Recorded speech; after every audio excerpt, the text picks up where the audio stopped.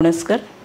मी एक वेगळाच विषय घेऊन तुमच्या समोर आली आहे, जो खरं तर सगळ्यांना परिचयाचा, आवडीचा आणि खूप कुतूहलाचा आहे. भविष्यशास्त्र या विषयावर मी बोलणार आहे आणि ह्या विषयाचे मी गेली 11 वर्ष ऑनलाईन क्लासेस 19 सालापासून, त्याच्या आधीपासून ऑफलाईन घेत होते. त्याची प्रेरणा म्हणजे माझे वडील वसंत हरी करमरकर, जे नाव आपण माझ्या या यूट्यूब चॅनलला दिलं आहे, वसंत नक्षत्र वेद.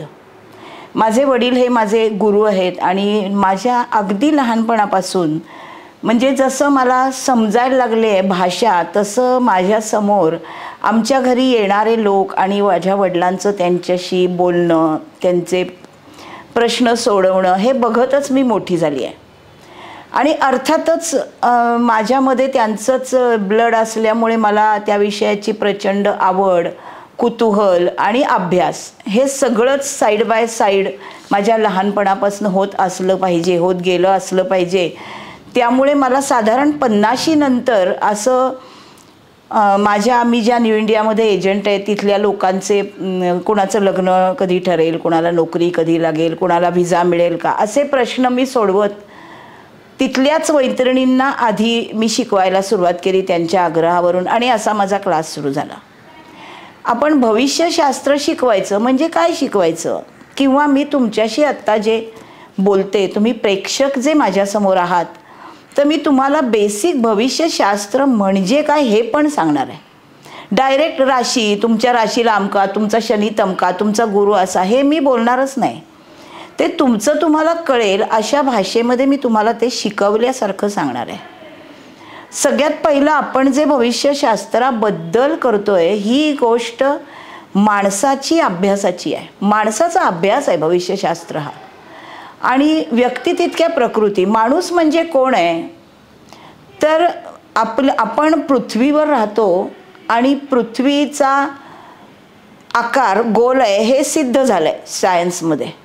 आणि त्यामुळे पृथ्वीवरून आपण जेव्हा अवकाशाकडे बघतो तेव्हा ते अवकाशही आपल्याला गोलच दिसतं.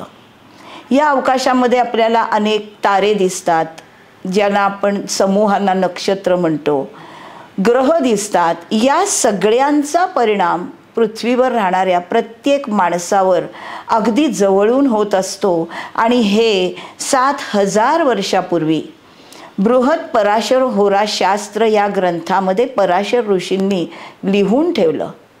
हे त्यांचे आपल्या मानव जातीवर प्रचंड उपकार आहेत की त्यामुळे ते आपल्यापर्यंत पोचलं. लिखित स्वरूपात शब्द असल्याशिवाय तो पुढे कसा जाणार. शब्द बोलल्यावर त्याला मरण नाही, त्याला वेव्ज आहेत, पण लिखित स्वरूपातला शब्द हा अनेक ठिकाणी एका वेळेला पोचू शकतो. असं हे भविष्यशास्त्र आपल्यापर्यंत पोचलं. त्याच्यामध्ये त्यांची संकल्पना नक्षत्राचीच आधी आहे, म्हणून माझ्या चॅनलचं नाव नक्षत्र वेद असं मी ठेवलं आहे. वसंत हे माझ्या वडिलांचं नाव आहे. आणि या पराशर ॲस्ट्रॉलॉजीमध्ये आपण शिकणार आहोत. बृहत पराशर होराशास्त्र हा आपल्या भविष्यशास्त्राचा मेन गाभा आहे. म्हणजे जसं तुमच्या घरी जायला तुम्हाला 4 रस्ते असतात, तसं हे 4-5 वेज आहेत. एक KP ॲस्ट्रॉलॉजी आहे. तसं ही बृहत पराशर होराशास्त्र ही ॲस्ट्रॉलॉजीची एक शाखा. याच्यामध्ये सर्व ग्रह म्हणजे रवीपासून शनीपर्यंत, त्याच्या पुढे राहू केतूला पण मान्यता आहे ग्रह म्हणून, आणि हर्षल नेपच्यून प्लुटो हे आपल्या सूर्यमालेतले सगळे ग्रह. हर्षल नेपच्यून प्लुटो आपल्या सूर्याभोवती फिरतात म्हणून ते आउटर असले तरी आपल्या सूर्यमालेतलेच ग्रह आहेत. राहू आणि केतू हे छेदन बिंदू आहेत, त्यांच्यामध्ये घर्षणाची ऊर्जा आहे. आणि बाकी चंद्र, मंगळ, बुध, गुरु, शुक्र, शनी हे बॉडी असणारे ग्रह आणि रवी हा तारा. पण प्रत्यक्षात आपण त्याला ॲस्ट्रॉलॉजीमध्ये ग्रहाचाच दर्जा दिला आहे. याचं मुख्य कारण असं आहे की आपण पृथ्वीवरून ग्रहांकडे बघतो, आपण सूर्यावर राहत नाही. आपण पृथ्वीवरून ग्रहांकडे बघतो, पृथ्वीवरून सूर्याकडे बघतो. पृथ्वीचा आस कललेला असल्यामुळे आणि ती स्वतःभोवती फिरत असल्यामुळे तिचा ठराविक भाग सूर्यासमोर, बाकीचा विरुद्ध भाग सूर्याच्या पाठीमागे, म्हणून सूर्य उगवला, सूर्य मावळला, अशा संकल्पना पृथ्वीवर सुरू आहेत. आणि म्हणून आपण पृथ्वीवरून जी ॲस्ट्रॉलॉजीचा अभ्यास करतोय त्याच्यामध्ये रवी उदय रवी अस्त याला वेगळं महत्त्व आहे. आणि आपण जे चांद्रमास आहेत, आपले जे मराठी महिने आहेत ते चांद्रमास आहेत. चांद्रमास असल्यामुळे तिथी चंद्रावर अवलंबून आहेत. ज्या इंग्रजी तारखे आहेत ते सौरमास आहेत, जानेवारी ते डिसेंबर. त्यामुळे आपल्या दिवसाची सुरुवात रात्री 12 वाजता होते, तिथीची सुरुवात ही सूर्योदयाला होते. आता हे जे आपण सगळे ग्रह नक्षत्र त्या ग्रहांचं भ्रमण शिकतो ह्याच्यासाठी आधी तुम्हाला काहीतरी बेस पाहिजे. जसं तुम्हाला बे के बे एकदम आलं नाही, आधी 1 ते 0 पर्यंतचे 1 ते 10 पर्यंतचे अंक आणि 0 ही संकल्पना जेव्हा हिंदू गणितामध्ये आली, वैदिक गणितामध्ये, तेव्हा तुम्हाला गणित कळायला लागलं आणि मग तुम्ही पाढे शिकलात.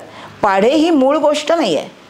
तसं तुमच्या ॲस्ट्रॉलॉजीच्या अभ्यासामध्ये एक मूळ काहीतरी बेस हवा आणि तो बेस आहे राशी.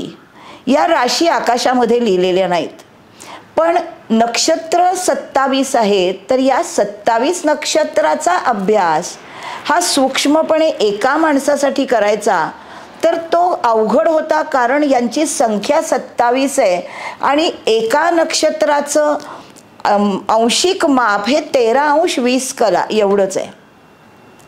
म्हणून आपल्या सोयीसाठी पुढे माणसांनी या अवकाशाचे म्हणजे 360 अंशाचे 12 सलग भाग केले. 12 भाग केल्यावर त्याला त्यांनी राशी अशी संज्ञा दिली. आणि मग या राशीचं जेव्हा 360 अंशाच्या 12 राशी केल्या आहेत तेव्हा त्याचं अंशिक अंतर हे 30 अंश आहे. हे किलोमीटरमध्ये नाही. अवकाश किलोमीटरमध्ये मोजणं ही अशक्य गोष्ट आहे, कारण त्याला एंडच नाही आहे. आकाश म्हणजे ज्याला एंड नाही असं आहे ते आकाश आहे. मग हे जेव्हा 30 अंशाची एक रास झाली, मग त्या राशीच्या पाठीमागे जी काही नक्षत्र आहेत याच्यामधून आपले सगळे ग्रह सूर्याभोवती त्यांच्या स्वतःच्या कक्षेमध्ये आणि स्वतःच्या वेगळ्या प्रत्येकी गतीमध्ये फिरत असतात. त्यामुळे प्रत्येक ग्रह सूर्यासमोरून सूर्यसुद्धा आपल्या पृथ्वीच्या मागे आणि पुढे आपण संकल्पना करत असतो. त्यामुळे या सूर्याच्या सुद्धा गतीला आपण एक ठराविक माप पृथ्वीप्रमाणे झालं, जे दर महिन्याला सूर्य वेगळ्या राशीमध्ये जातो आणि राशीमध्ये जातो म्हणजे राशीच्या मागे नक्षत्र आहे त्यामुळे त्या नक्षत्रामधून जातो.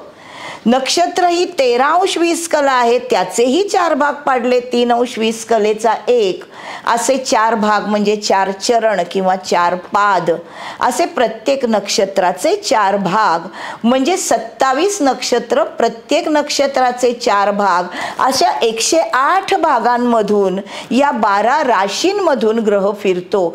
इतक्या सूक्ष्मतेकडे हे बृहत पराशर होराशास्त्र चरण स्वामीकडे पण बघतं. आपण ज्या राशी म्हणालो त्या प्रत्येक राशीला एक ग्रह गव्हर्निंग आहे, त्याचा स्वामी किंवा अधिपती. प्रत्येक नक्षत्राला त्याचा एक स्वामी किंवा अधिपती जो त्याची गव्हर्निंग बॉडी आहे.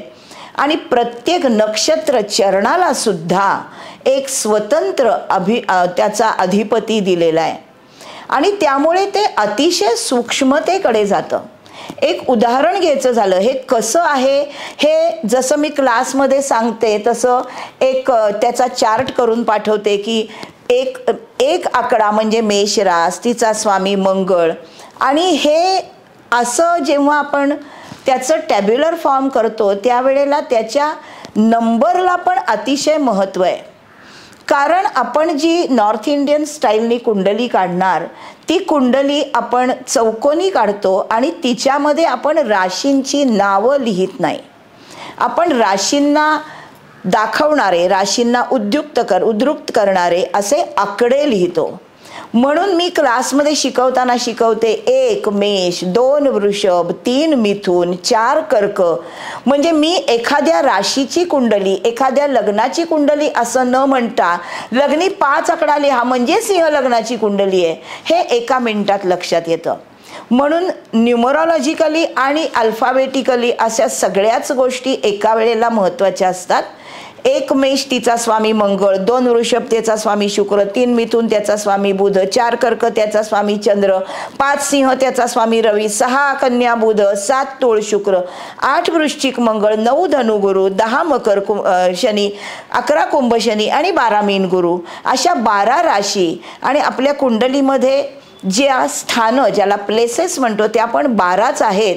त्यामुळे 12 राशींची 12 घरं असतात आणि त्याच्यामध्ये असणारे ग्रह मात्र रवी, चंद्र, मंगळ, बुध, गुरु, शुक्र, शनी, राहू, केतू हे 9 इनर प्लॅनेट्स आणि हर्षल, नेपच्यून, प्लुटो हे 3 आउटर प्लॅनेट्स, असे 12 ग्रह.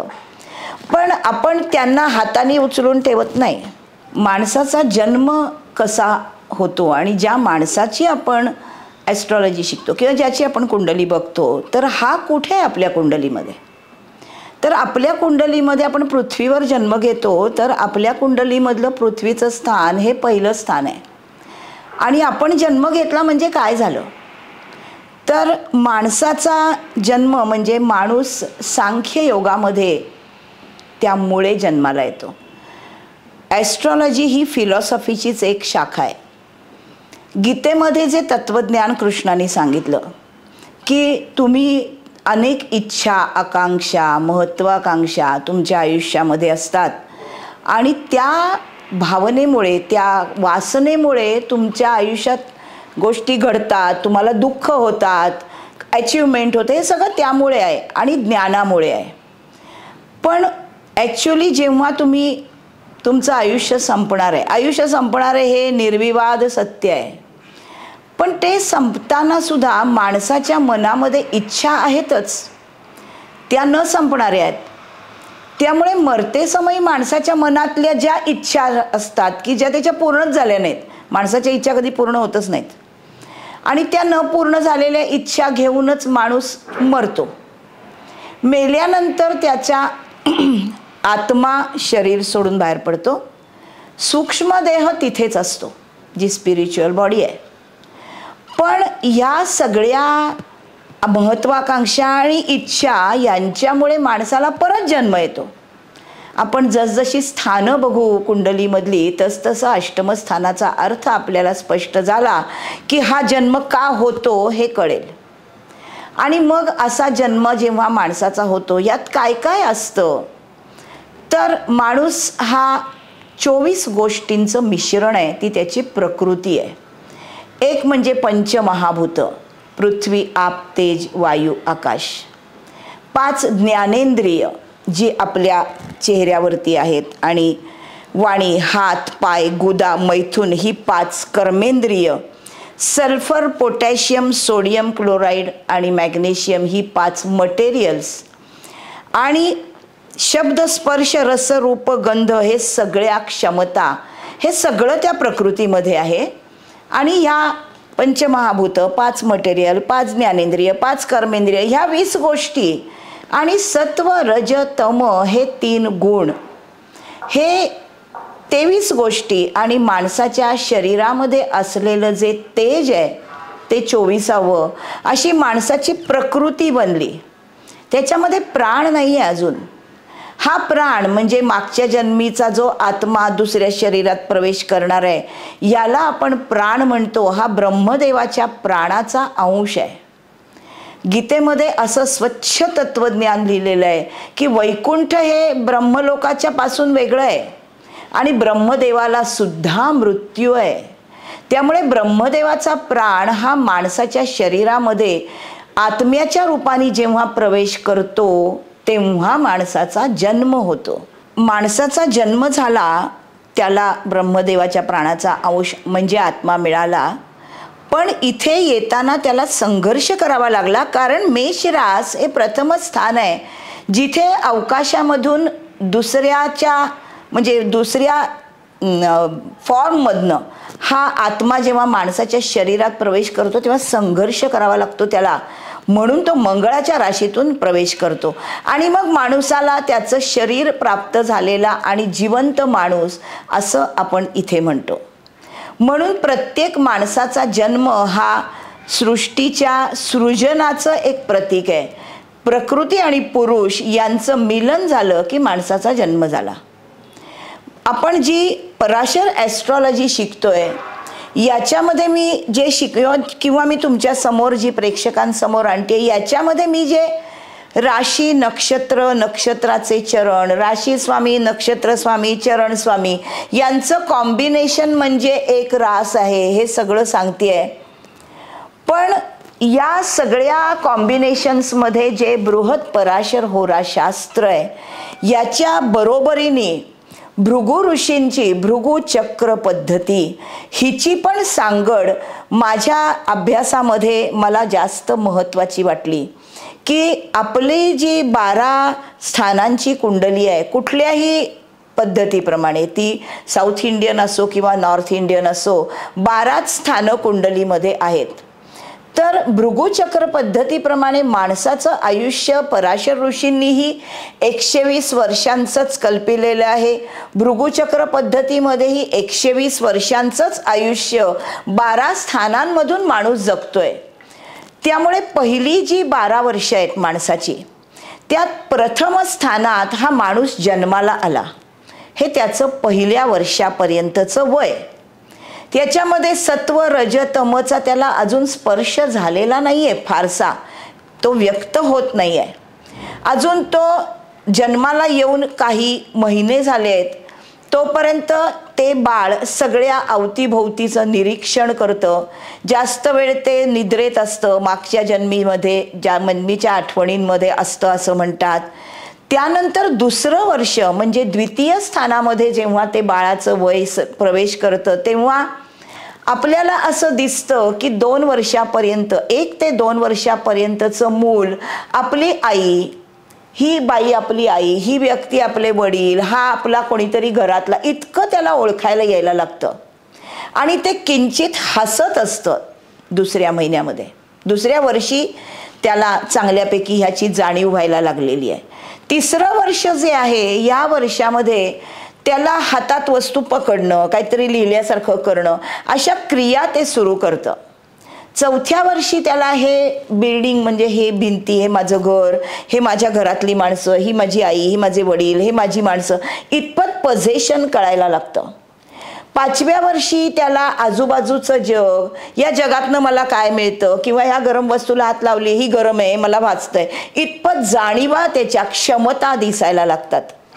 6व्या वर्षामध्ये ते स्वतःच्या पायावर उभं राहून स्वतंत्रपणे काहीतरी करायला लागतं. आणि 7व्या वर्षी त्याला हा मित्र, ही मैत्रीण, हा भाऊ इतपत पूर्ण ज्ञान झालंय की हे माझ्या घरातले माझे नातेवाईक आहे, ते बाहेरचे आहेत पण माझ्या जवळचे आहेत हे त्याला कळतंय. आणि मग 8व्या वर्षी त्याला शाळेत घातलं जातं. गृही मुलांना पाठवायचे 8व्या वर्षी, कारण तेव्हा त्याला जगामध्ये काय ज्ञान असायला हवं हे बरोबर त्याला ज्ञात व्हायला लागायचं. तोपर्यंत त्याला ज्ञान घेण्याची क्षमता तेवढी विकसित झालेली नसायची. मग भाग्यस्थाना म्हणजे 9व्या स्थानामध्ये जेव्हा हे ज्ञान त्याला मिळायचं या ज्ञानाचे संस्कार गुरु त्याच्यावर करायचे. आणि मग त्यामधून त्याला कर्म म्हणजे त्यांनी काय करायचंय, गुरुची सेवा करायची आहे हे त्याचं कर्म आहे. आणि या सेवेमधून त्याला आनंद मिळवायचा आहे आणि यामधून त्याला स्वतःची ओळख करून घ्यायची आहे. अशी 12 स्थानं पहिल्या 12 वर्षामध्ये एक तप माणसाच्या वयाचं पूर्ण होतं. अशी प्रत्येक तपामध्ये माणसाची कशी प्रगती होते हे भृगुचक्र पद्धतीमध्ये व्यवस्थितपणे दिसतं. आणि त्याची सांगड मी भृगुचक्र पद्धती शिकवत नाही किंवा त्याबद्दल बोलत नाही. त्यामुळे या भृगुचक्र पद्धतीची सांगड माणसाच्या आयुष्याच्या 4 सायकल पूर्ण झाल्या. म्हणजे 48 वर्ष वयाची पूर्ण झाली. 50 मध्ये तो आला की त्याची गद्धे 25 तर संपली आहे, जबाबदाऱ्या बऱ्यापैकी संपल्या आहेत. आणि म्हणून माझं आयुष्य हे वानप्रस्थाकडे मी नेलं पाहिजे हे त्याला कळायला लागतं. कारण आधी आपल्या हिंदू धर्मामध्ये फार पुरातन काळापासून ह्या 4 आश्रमांची व्यवस्था आहे की अजून तो बाल्य आहे, विद्यार्थी आश्रम आहे, त्यानंतर तो कुमार झाल्यावर त्याचा गृहस्थाश्रम आहे, त्यानंतर त्याचा वानप्रस्थाश्रम आहे आणि मग संन्यासाश्रम आहे. अशा 4 अवस्था माणसाच्या आयुष्याच्या मुळातच हिंदू धर्मामध्ये आहेत आणि त्याच्यामुळे तुमच्या कुंडलीमध्ये तुमचं आयुष्य दिसतंच, त्याच्याच बरोबर तुमच्या आयुष्याचं काय ध्येय आहे, काय असलं पाहिजे, ते कोण दाखवतंय, आत्म्याचा कारक कोण आहे, ह्या सगळ्या गोष्टी दिसतात. त्याशिवाय या कुंडलीमध्ये प्रथमपासून अष्टम, प्रथम जन्म अष्टम मृत्यू, पण इथे कुंडली संपत नाही. अष्टमामध्ये मृत्यू सदृश्य कष्ट मिळाल्यानंतर सुद्धा माणसाला गूढ ज्ञानाकडे जायची इच्छा झाली तर त्यातून संस्कार घेऊन आणि कर्म करून तो स्वतःची उन्नती करून स्वतःच्या आत्म्याचा शोध, मी कोण आहे, हे तो ओळखू शकतो. म्हणून ॲस्ट्रॉलॉजी ही फिलॉसॉफीचीच एक ब्रँच आहे. आपण यानंतर असं शिकू की डिटेलमध्ये प्रत्येक रास, तिचा स्वामी, त्या राशीची नक्षत्र, त्या नक्षत्राचा स्वामी, त्या राशीच्या नक्षत्रांमध्ये असलेले चरण, त्या प्रत्येक चरणाचा स्वामी, हे सगळं टॅब्युलर फॉर्ममध्ये मी तुम्हाला दाखवीन स्क्रीनवर. ते तुम्ही सगळ्यांनी लिहून घ्यायचं आहे आणि मी ते विशद करणार आहे. हे जे मी तुम्हाला राशी, नक्षत्र, नक्षत्र चरणाबद्दल सांगतेय, कुंडलीच्या भागांबद्दल बोलतेय, तर कुंडली म्हणजे काय ह्याचंही तुम्हाला मी चित्र दाखवीन. कुंडलीमध्ये वेगळे वेगळे प्रकार कसे बघितले जातात हे दाखवीन आणि त्यानंतर आपण राशींमध्ये शिरू. कारण राशींमध्ये शिरलो तरी या राशी कुंडलीत दिसताना कशा दिसणार आहेत याच्यासाठी आधी कुंडली कशी आहे हे तुम्हाला बघणं भाग आहे. त्यामुळे ती कुंडली कशी काढायची, त्या कुंडलीचे भाग कुठले, त्याला असं मी का म्हटलंय, याला वेगळे गोलार्ध का म्हटलं जातं, हे सगळं स्पष्टपणे तुम्हाला कुंडल्यांचे चित्रांवरून मी विशद करीन. आपण जे 12 राशी आणि त्याची नक्षत्र चरण स्वामी ह्याचं जे मी टॅब्युलर फॉर्म देणार म्हणाले, पण त्या राशी नक्षत्र कुंडलीत कशा दिसतात हे तुम्हाला आधी सांगायला हवं. त्यामुळे कुंडलीचं चित्र, त्या कुंडलीचे 2 गोलार्ध, त्यातल्या स्थानांची नावं, अनेक गोष्टी स्पष्टपणे तुम्हाला आकृत्या दाखवून मी स्पष्ट करीन आणि मग त्यानंतर आपण या राशींच्या स्पष्टीकरणामध्ये आपण पुढच्या भागामध्ये